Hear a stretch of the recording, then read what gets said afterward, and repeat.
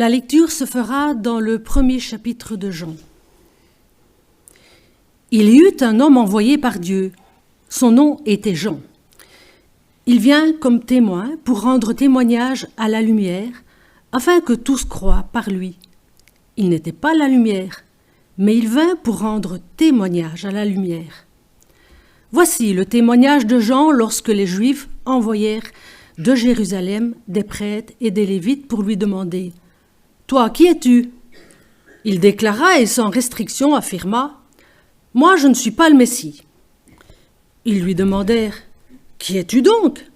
Es-tu Élie ?»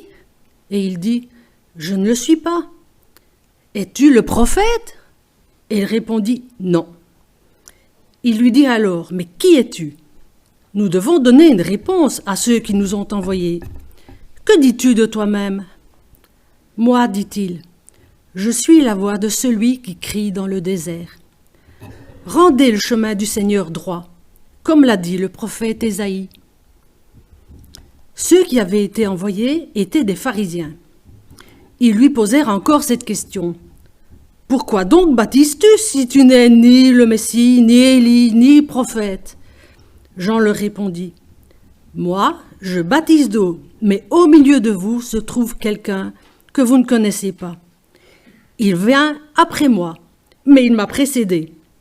Et je ne suis pas digne de détacher la courroie de ses sandales. » Cela se passait à Béthanie, de l'autre côté du Jourdain, où Jean baptisait.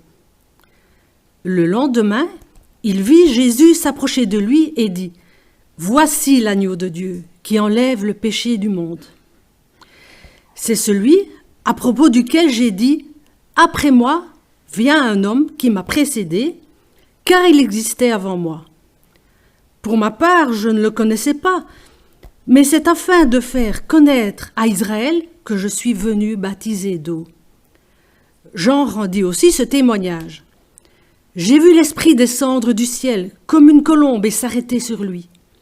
Je ne le connaissais pas, mais celui qui m'a envoyé baptiser d'eau m'a dit « Celui sur qui tu verras l'Esprit descendre et s'arrêter, c'est lui qui baptise du Saint-Esprit. Et moi, j'ai vu et j'atteste qu'il est le Fils de Dieu. » Amen.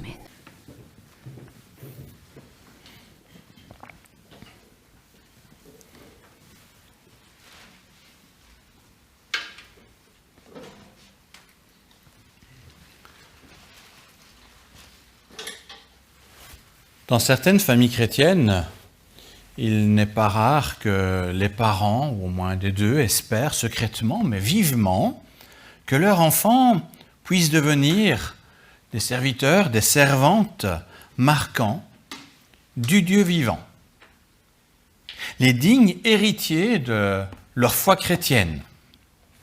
Cela rejoint d'ailleurs le fait que tous les premiers-nés du peuple d'Israël étaient consacrés à Dieu après la délivrance d'Égypte, où ces premiers-nés furent sauvés lors de la 10e plaie.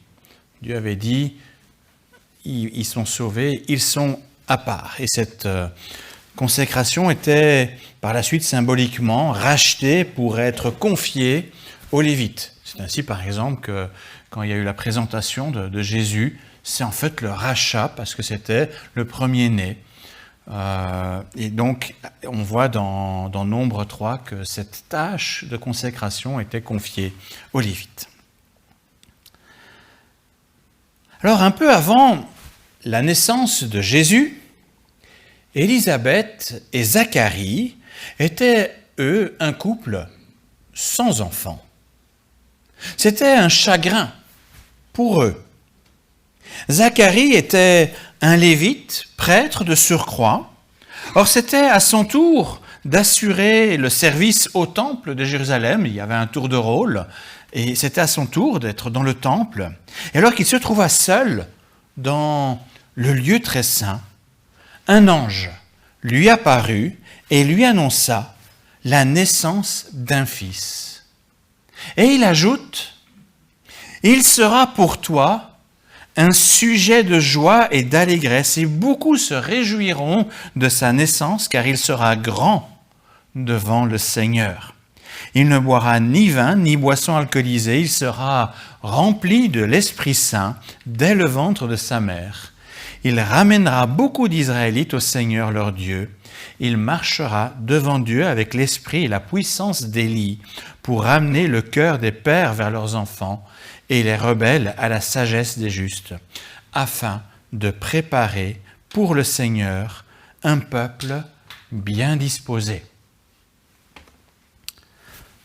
Alors non seulement Élisabeth et Zacharie reçurent la joie de recevoir un fils qui pourra poursuivre la tâche de prêtre de son père, puisque cela se transmettait en fait par hérédité, mais plus encore, ils apprirent ici par cette promesse qu'il assurera un service exceptionnel et efficace au nom de Dieu. Une fierté pour ces parents qui aimaient vraiment Dieu. Donc, eux n'ont pas eu l'occasion de dire « Seigneur, je te consacre cet enfant », c'est Dieu lui-même qui a dit « Il va être consacré, il va être une joie pour tous ». Et ce fils est justement Jean, dont il est question dans le texte que nous avons entendu. Or, après la promesse donnée à son père Zacharie, on aurait pu s'attendre à voir un fils qui aurait pris de l'importance dans la structure religieuse d'Israël. Il était quand même un lévite, il était quand même fils de prêtre, appelé à être lui-même prêtre aux commandes des plus hautes fonctions de cette institution religieuse. Mais il n'en est rien. Jean, dit le Baptiste dans les évangiles synoptiques, Jean qui signifie aussi en hébreu « Dieu fait grâce », Jean se tient en réalité loin de Jérusalem, le centre névralgique du culte. Il vit dans le désert. Il ne profite pas de la dîme, des meilleurs plats pour se nourrir avec les autres prêtres. Il mange des sauterelles et du miel sauvage. Il ne porte pas les majestueux tenues de prêtre comme son père. Il s'habille d'une peau velue de chameau tenue par une simple ceinture. Ces détails, en fait, on les trouve dans l'évangile de Matthieu. Et pourtant, par sa prédication centrée sur la repentance devant Dieu, il touche les cœurs des gens, comme les prêtres de Jérusalem n'arrivent pas à le faire. De beaucoup de gens. Et ces foules venant en nombre auprès de lui commencent à attirer l'attention des autorités religieuses. Un groupe est donc mandaté pour aller faire une enquête. Ils font leur boulot. C'est normal de savoir un petit peu ce qu'il racontait et d'examiner ce qu'il dit. Au moins, ils ne tirent pas des conclusions simplement sur une apparence. Ils ne se disent pas « Non, c'est un gars un petit peu cinglé qui a perdu la boule dans le désert ». Non, ils vont voir.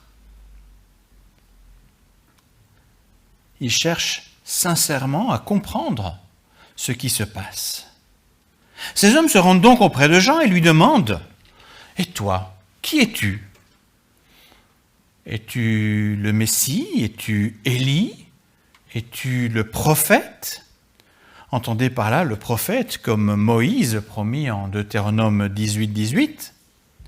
Implicitement, en posant ces questions, les prêtres et les lévites reconnaissent chez Jean un homme très spécial, envoyé par Dieu.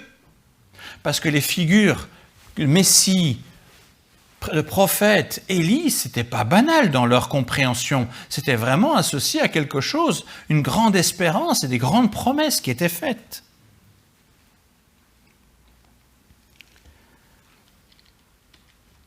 En reconnaissant chez Jean un prophète très spécial envoyé par Dieu, la promesse annoncée au prophète Zacharie se réalise. Sans doute pas comme il l'avait imaginé, mais c'est un grand serviteur, un tout grand qui est reconnu, on ne comprend pas trop bien, mais il est reconnu comme étant grand. Jean était certes initialement un des leurs, Il l'avait vu grandir et apprendre les Écritures avec eux auprès des meilleurs rabbins. Il vient d'une famille de prêtres. Mais ils ne comprennent pas vraiment qui il est.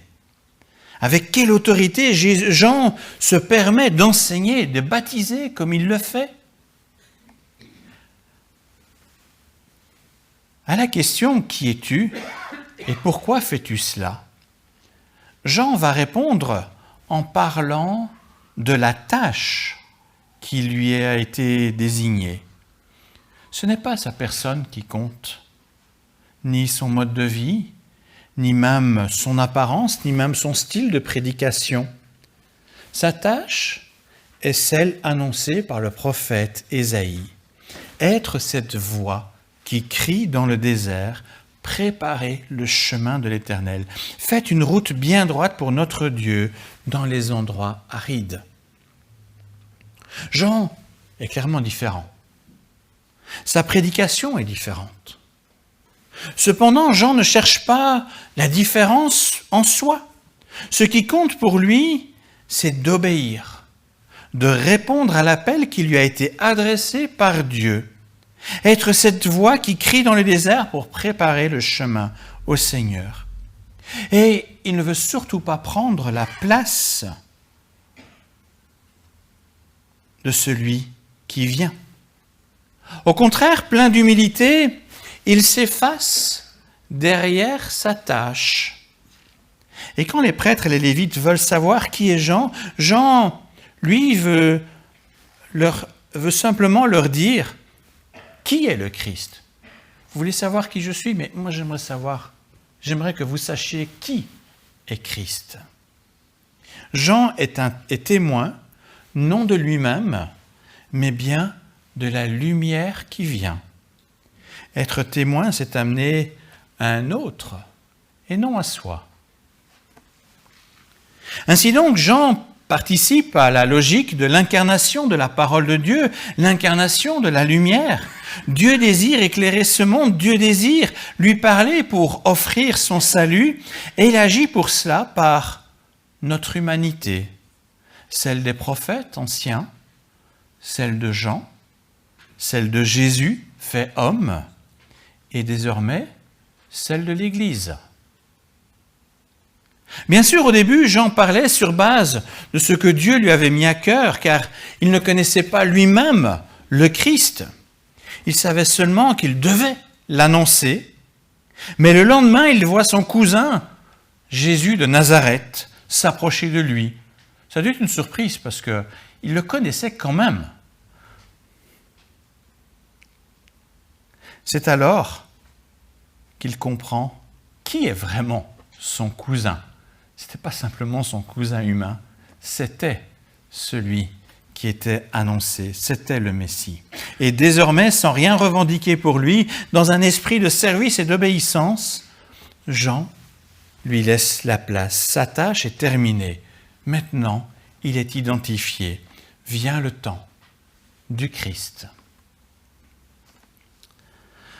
Alors par la suite, les disciples ont pu reconnaître Jésus comme le Christ, le Seigneur et le Sauveur du monde.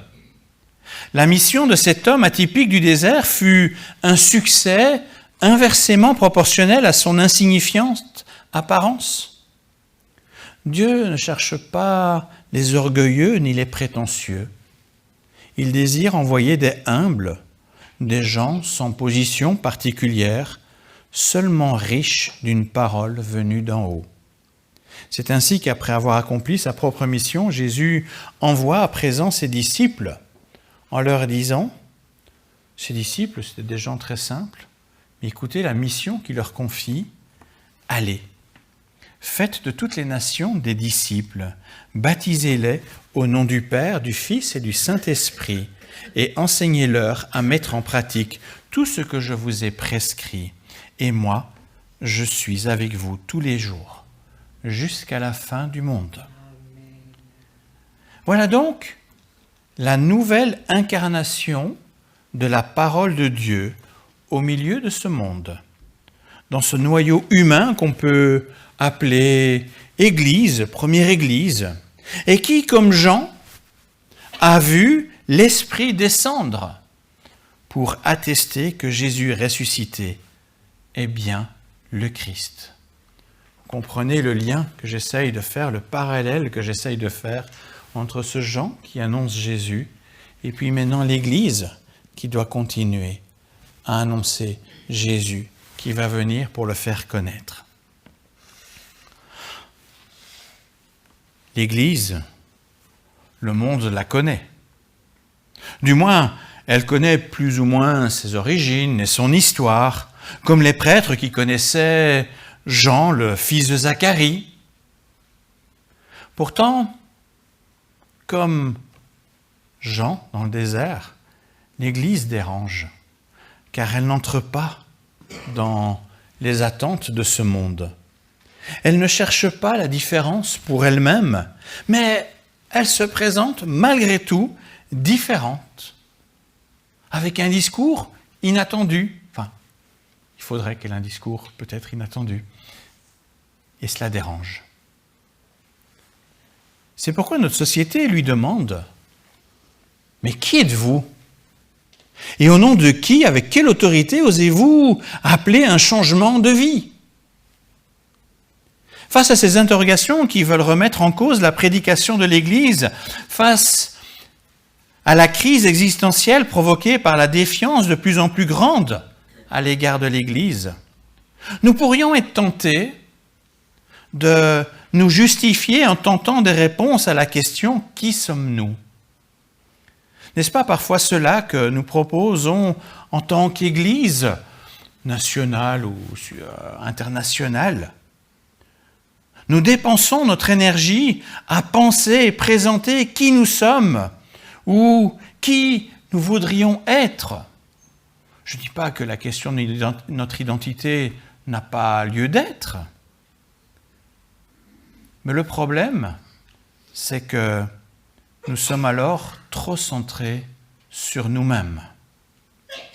Nous regardons nos bizarreries, nos faiblesses, notre sort dans le désert, loin des fastes du monde, au point de douter de notre pertinence et de notre survie.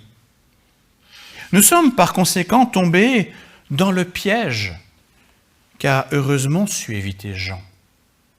En effet, Jean ne s'est pas focalisé sur lui-même quand on lui a posé la question, mais il a gardé une prédication et un témoignage tournés vers le Christ. Il est resté fidèle et obéissant à sa mission, sans chercher à se justifier une place selon les critères religieux de son époque.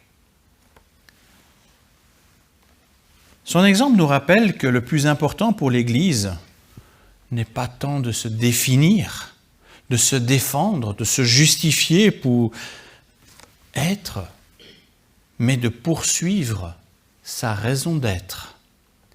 Être la parole incarnée dans ce monde afin de préparer le chemin du retour du Christ. Ne soyons pas tournés sur nous-mêmes, mais restons fidèlement les témoins, non de l'Église, les témoins du Christ, envoyés pour être cette voix qui crie dans le désert. L'importance de l'Église n'est ni dans son positionnement au sein de la société, ni dans ses richesses, ni même dans ses structures. Son importance est uniquement dans sa tâche, celle d'être une voix qui appelle à reconnaître le Christ qui reviendra, une voix qui rappelle la grâce qui est offerte au monde. Jean n'avait sans doute pas conscience de l'importance de sa tâche dans le plan du salut de Dieu, et sans doute que nous ne prenons pas davantage conscience de l'importance de la tâche de l'Église. Nous voulons parfois être Église simplement pour être Église, mais le plus important, c'est ce que nous devons faire.